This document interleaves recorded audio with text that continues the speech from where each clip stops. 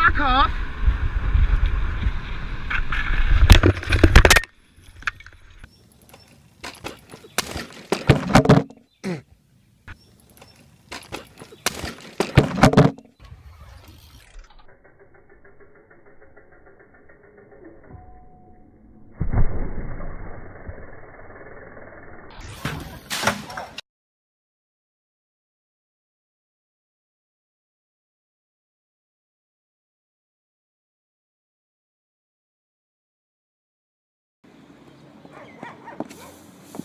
Ah!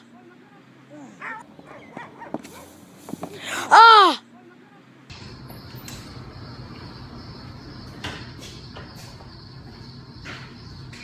Oh, fuck! Jesus Christ! Oh, fuck! Вот психованный тролль. Ну да. И ты его взял назад? Попробуй, не возьми. Когда с ним его взял назад, попробуй, не возьми.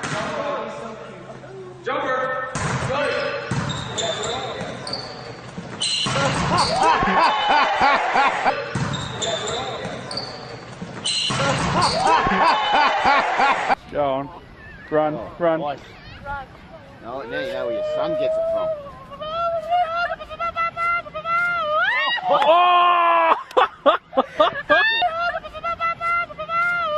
Oh! Двигали, please.